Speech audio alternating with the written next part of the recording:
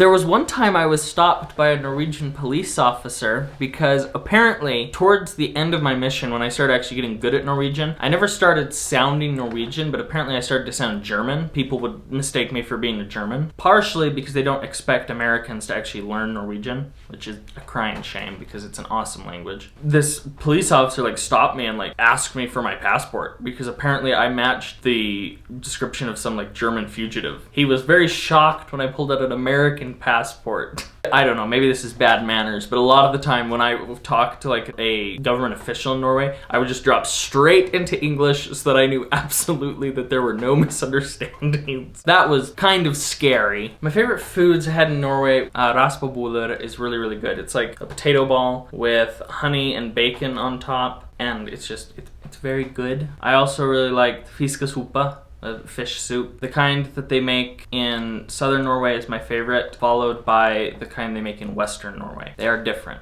I also really like waffles. Norwegian waffles are nothing like American waffles, except that they are called waffles. They're heart-shaped and they're very thin and very supple. They're kind of like a cross between a crepe and a pancake, and they put rømme on them, which is like a sweet sour cream, and then Norwegian brown cheese and raspberry jam or what have you. Very, very good. Different people get very, very proud of their different food heritage and their specific recipe for waffles. Probably the weirdest food I ever ate was lutefisk, which literally just means lime fish. It's exactly what it sounds like. It's a giant fillet of fish that they preserve with lime. It's gross. It's kind of really spongy. It smells and tastes kind of like soap. A lot of Norwegians love it because it's this traditional Christmas thing and whatnot. And I suppose it'd be good. I just had it at a julemarked, which is kind of like a farmer's market for Christmas. Normally you're supposed to have it with like a cream sauce and like bacon and whatnot.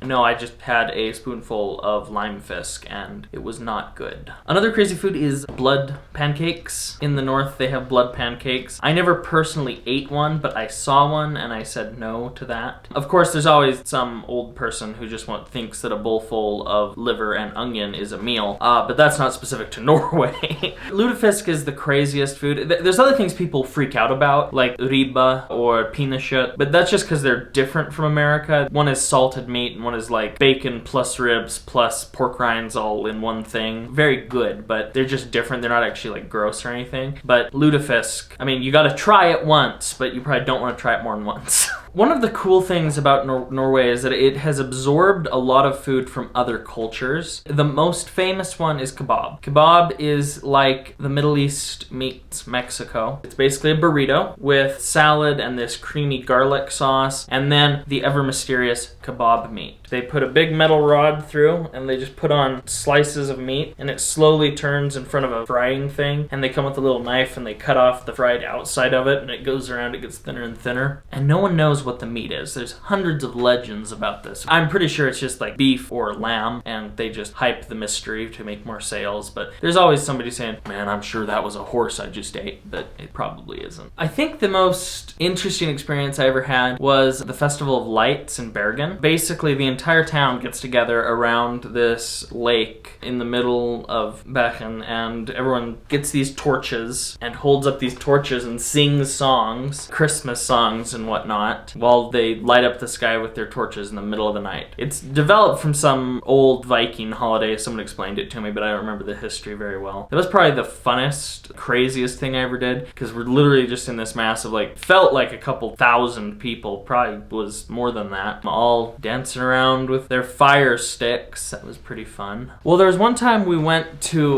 we got on a train, and we were driving on the train. We went miles and miles and miles to Voss, which is in inland Norway. This is why I was staying in Bergen. And once we were there in Voss, we got off the train, and about 10 minutes later, the snow started coming down so hard, we were like lost. We knew for a fact we were just 5 minutes away from the buildings because we could see them like 30 seconds earlier. And then all of a sudden the snow was so thick, we could not see anything. And we were like, are we gonna die? Oh no. We started like going back in towards the town, and we ended up in a completely different part of town than we started, and we were just wandering around, Americans lost in the snow.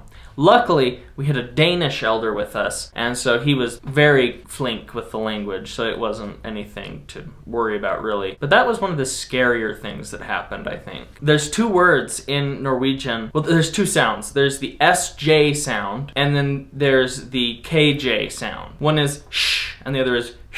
And a lot of Americans can't hear the difference. Now, the KJ sound is the same sound as the H in hue and human. Hue, human, like that, right? Whereas the SJ is the same as in most of our SHs. Shoe, shore. There's one Norwegian word, skjedde, happens really often. It's the past tense of to happen, so happened. And in the Book of Mormon and the Bible, it says in English, and it came to pass, but in Norwegian it says, and it happened. And so a lot of missionaries try to say, oh, det skjedde, and it happened. But a lot of missionaries accidentally say, oh, det skjedde, which is a very inappropriate thing to say. It's not something you want to be saying as a missionary. Although Norwegians are somewhat less prudish than Americans, so they just laugh about it. When Americans realize what they've said, they get very red, especially as missionaries. There's another time, this one's more boring. For like half a year, I was saying something completely wrong, but it was close enough that it almost worked. Every time I said, we like need to go to our next place, or we need to be on our way, I would say, we need to move. Like the word move, not as in move our bodies, but like move from our house to another house. Norwegians were always like, oh, yeah, you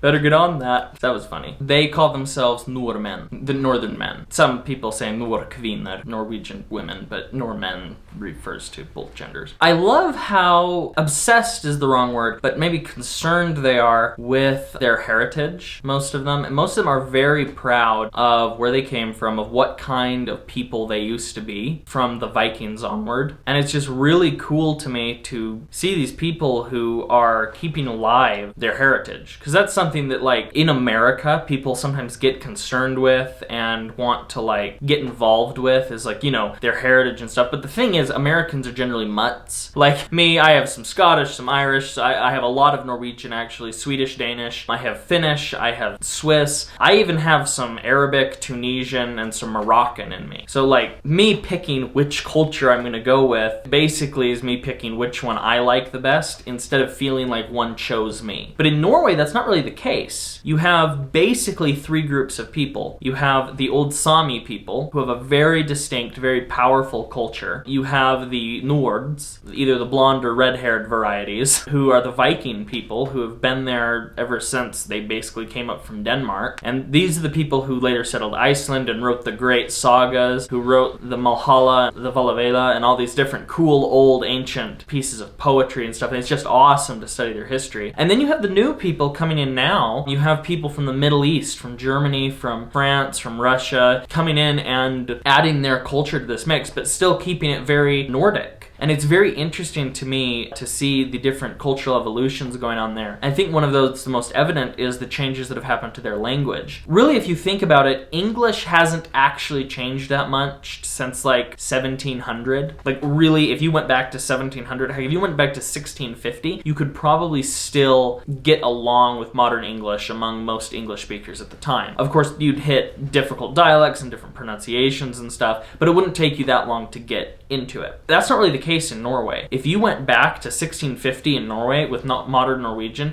you probably wouldn't be able to understand what the people were saying, just because the language has changed so much. Just in the last 50 years, the language has seriously jumped ahead. And it's so cool to see that kind of evolution in a modern language. It's not a common trend we see in linguistics. And that's very, very cool to me. Sorry, I get nerdy about languages and stuff, so. If anyone wants a good place to visit in Norway, when you go over there, I highly recommend the World War II Museum in Oslo. It is awesome to study their kind of history over there. I don't know, maybe that's not the most popular topic, but when I was in Hamar, Norway, I met a man named Holt, and he had a very interesting story from World War II. He was a younger kid, and him and his brother, at the time, when World War II was a thing, they lived in Bergen, and they would go up to the top of these big, tall buildings in Bergen, and they'd fill up water pails with nails and with broken glass, little rocks, and chicken wire, then fill it with water and let it freeze overnight. And then they'd wait up there for Nazi officers to walk underneath them, and they'd drop them off in front of the Nazi officers' horses, scare the horses,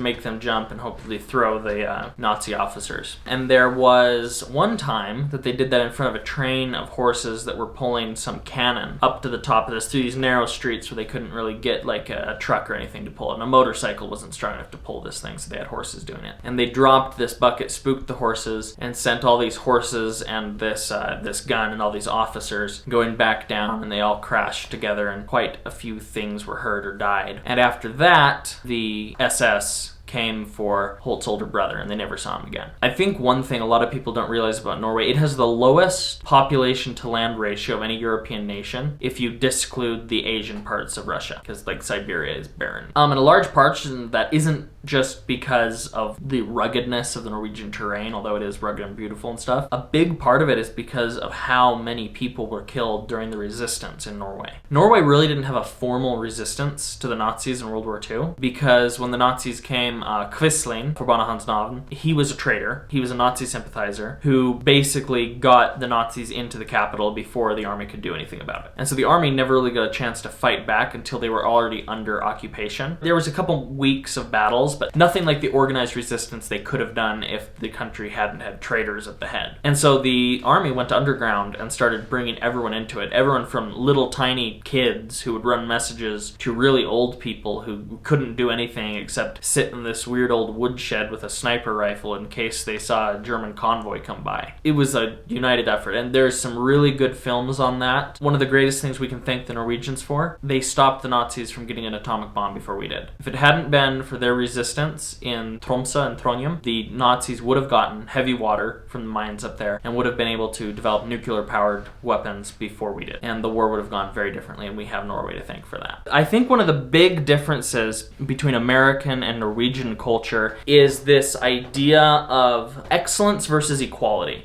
Now, this is a vast generalization, but in general, Norwegian culture, their kind of ethos is equality. Janteloven is a big thing over there. I don't have it all memorized, but basically, you're not to think you're better than any of us. You're not to laugh at any of us. You're not to think you're anything special. You're not to boast about anything special. You're not to think that you can do anything better than us. You're not to think that you're good at anything better than anyone else, kind of this thing, which is very much the opposite of the American culture of, like, the American version of Janteloven is find what you're better at than anyone else, find what you can do better than everyone else, find this, this, and this. And it's this assumption that everyone is special in their own way. Whereas the Scandinavian ethos, and this isn't specifically Norway, I'd say this applies also to Denmark, Sweden, maybe even as far as Finland and Estonia and Iceland, this kind of ethos of no one is special, which is very much the opposite of everywhere in the Anglosphere, England to Australia to America. So this sweater is from Lillehammer, which is in central Norway. This is the farthest north I ever went inland, so it's representative of the Olympics, and it's what they gave all their Olympic teams. Lillehammer, I just fell in love with it, and in Norway, different sweater patterns represent different areas. So if you're from Bergen, or Bergen as the people there call it, and you find the Bergen pattern sweater, or genser, if you wear that, people will think you are from Bergen,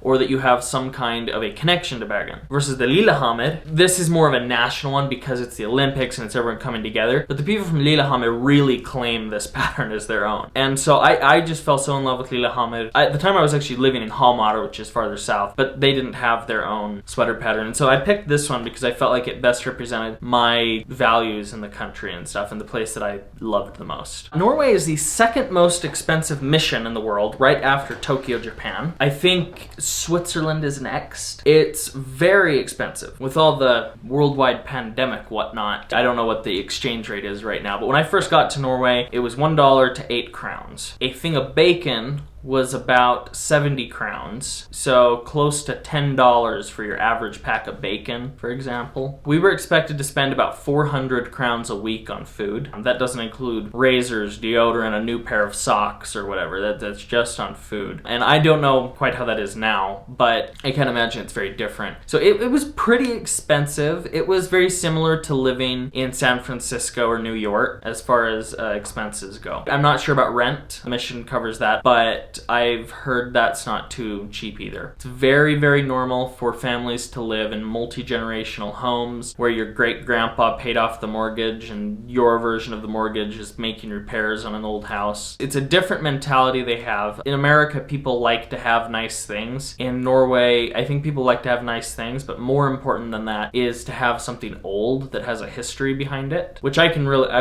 respect. And maybe that's more the kind of people I chose to spend my time around than the actual like average of Norwegians, you know. But I felt like that was pretty indicative of kind of the way that they live their lives. Part of the reason everything is so expensive there is because the average Norwegian makes a decent wage. A lot of people talk about how they're a socialist utopia. They're actually a lot less socialist than the United States in several ways. They don't have a minimum wage. The government is very hands-off with wealth production, and because of that they generate a lot of money, they generate a lot of wealth, but the government does have heavy taxation and a lot of social programs that try and help the lower areas of people. And you can debate all day the political veracity of that, but the Norwegian people are pretty happy because of it. Personally, I wasn't impressed with the healthcare, but you know, nobody likes what isn't home, so you know, what can you do? One of the biggest differences living there is driving. I feel like the Norwegian driving program is much better than the United States. In simple terms, it's harder to get a license, but once you have a license, there's a lot less restrictions. The laws are much simpler, the laws are much easier. One thing I like is the posting of speed limits. I feel like in America, the speed limit is posted like what, once every 10 miles or something? You, half the time, if you don't have a GPS that knows, you don't know, and you're just kind of following speed of traffic and hope that everyone around you isn't speeding. In Norway though, there's never a question. It's like every other street light has the little round speed sign that they use in the European Union. So that's pretty interesting. Another big culture shock I ran into was definitely the money and just figuring out how much money I actually had. I literally lived off of homemade bread, bacon, and eggs because I had no concept of how much money 116 crowns was. And spending $116 every week for food is a lot. But I was only spending about 116 crowns, and I was like, oh, I'm gonna run out of money. Come the end of my second transfer, I look in my account, I have like 5,000 crowns in there, just like, yeah, you can do whatever you want. So we went and had steak because I was malnourished. But you know, that's kind of what we did. That was fun. Another culture shock, private transportation is a lot less common there than in the US. Because in the United States, like most job application forms expect you to like have your own form of transportation. Most schooling things expect you to have your own form of transportation and stuff. In Norway, totally not an expectation. Public transit is not just for weirdos in Norway. Because in the US, like outside of a few cities, like here in the Salt Lake Valley, the Utah public transportation system is pretty good. But over most of the United States, and honestly probably to an extent in Utah too, buses, trains, and whatnot really are where either weirdos or college students go. One of the two, and you could argue they're the same category. In Norway, everyone takes transportation, from high like level CEO people down to like literally school buses aren't a thing. They just repurpose the average communa transport. They just change the thing to skolebus instead of saying like whatever route they go on. Norway's very interesting with crime. Generally speaking, Norway has a much lower crime rate than the United States. For instance, it's very common to just walk into a store and literally just drop off your bag, like your backpack, your side bag, whatever, by the carts, because they don't really want you taking your bag like in there. Of course, very few people care, especially if you look Norwegian, then they just figure you're not going to steal anything.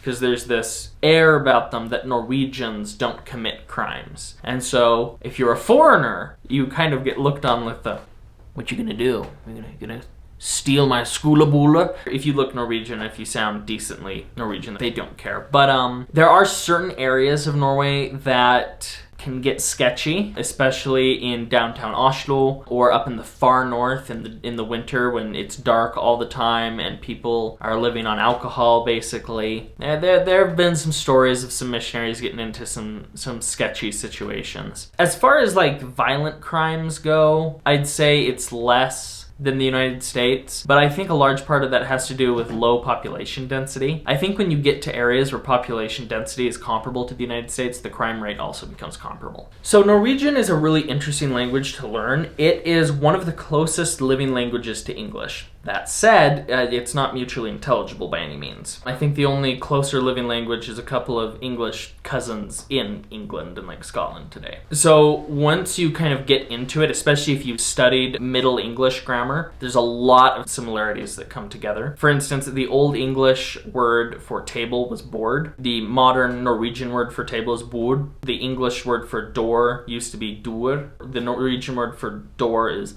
dor. So there's a lot of similarities if you've studied Older English, which I had. Nonetheless, it took me a good 6 months to get to the point where I could confidently understand Norwegian and then feel like I was replying to what someone actually said instead of what I thought they might have said, you know? About 6 months before I was out of guesswater territory. To this day, there's categories of Norwegian where I'm not strong in. For instance, there was someone trying to like explain the intricacies of their world-built magic system for their fantasy novel to me in Norwegian, and I'm like, I do not know these words. But it follows its spelling rules much better than English. One thing I learned, only English speakers have spelling bees. You know what Norwegians don't have? Spelling bees. Because they'd look at the word and they'd say, oh yeah, det ser skjell. No one would mispronounce a Norwegian word because the spelling rules are very set forth. Even the things that look like they're exceptions aren't really exceptions. They're just smaller rules that you might not know. I really enjoyed the language. I think it was about a year before I could confidently talk about whatever I wanted to. And at my 18-month mark is when I would have considered myself fluent. Fluent meaning I could talk to anyone and build a human relationship with someone in that language. I was by no means the fastest learner of Norwegian though. There were some people who got there and like 2 weeks in, they were like, oh ja, jeg snakker norsk, hallo, jeg skal snakke på hva som helst du vil. And they were fantastic, but I was not. But I will say, today I remember and can speak Norwegian much better than most other missionaries I've met around there. So I think my method was fine. Oh, well, dette har et kjempeamerikansk uttaling. Dette har som alle folk fra Utah høres ut når de kommer først til Norge. De sier alle tea og geia på slutten av orden sin. That's a very, I don't know, maybe that's not an accurate Utah accent. Some people try too hard because the Norwegian R is nothing like the Spanish R. The Spanish R is like, arr. The Norwegian R is just arr. It's a tap, one tap, no more than one tap. If you do more than one tap, people think you have a problem in your head. Så ofte jeg tenker meg på hva jeg hadde gjort forskjellig om jeg hadde sjansen å gjøre over misjonen min igjen i Norge. Den første store ting som jeg skulle gjøre igjen til å lære norsk bedre, så unnskyld på min dårlige norsk, det har vært en liten stund siden jeg har egentlig brukt det i en samtale med noe. Men viktigste ting jeg kan si til deg å spørre deg en spørsmål. Har du egentlig tenkt deg om hva kommer etter dette livet? Om ikke, det går helt greit, men begynne. Om du har tenkt deg, fortsett å gjøre det, fordi det er viktig. Det er viktigste spørsmål som du kan spørre deg. Om du tror at det er bare mørkhet etter du dør, det er greit nok. Lev slik at du skal være husket. Om du tror at det er en annet liv etter dette, det går helt greit også. Lev slik at du kan være glad med deg selv og hvordan du lever livet sitt. Deres. Det er kjempeviktig at vi som mennesker tror på noe. Om du tror på deg selv, om du tror på din Gud, om du tror på staten, om du tror på god regjering, om du tror på menneskerettigheter, om du tror på hva som helst, det er viktig å tro på noe. Om du tror ikke på noe, så finner du i en tilstand som du kan ikke gjøre noe. Og om du kan ikke gjøre noe, du er en slav. Rett og slett, du er en slav. Om du føler seg selv som en slav, som en som kan gjøre ingen mening i livet sitt, jeg inviterer deg å lese i skriftene. Lese i Mormons bok, lese Bibelen, lese de tingene som har vært skrevet av din moralske filosofiene. Lese de ting som Plato, som Aristoteles, som andre folk har skrevet om den. Fordi det er en ting mellom en slav og en mann som kan gjøre mening i sitt liv. Og det er en forståelse om deg selv. Og en forståelse om deg selv kommer av tro. Om du har ikke tro, så er det kjempevanskelig å forstå deg selv, forstå hvorfor du er på jorden, og forstå hva din neste skritt bør være. Så jeg ber deg om å gå ut og spørre deg selv, hvorfor er jeg på jorden, og hva tror jeg på? Jeg vil invitere deg å møte med misjonærene. Om du bare ringer dem, det skal bare beste dag de har hatt i uken. Du kan finne nummeret på mange Facebook-sider, og så du kan søke opp kirken på nett. Og så sikkert denne videoen skal ha noe med det til det. Men jeg ber dere om å gjøre noe med det. Fordi det er kjempeviktig å forstå hvor du skal gå til etter dette livet. Det er også kjempeviktig å forstå hva du tror på i tilstand til alt som er godt. Jeg ber deg vitnesbyrde at denne kirken er sant, og at alt er godt på jorden. Om du kan bare tenke deg sånn. Selv om noe kjempedårlig skjer, om du har rett tilstand i hodet sitt, så er det godt å være et person levende i dag. Og jeg ber deg vitnesbyrde i Jesu Kristi navn. Amen.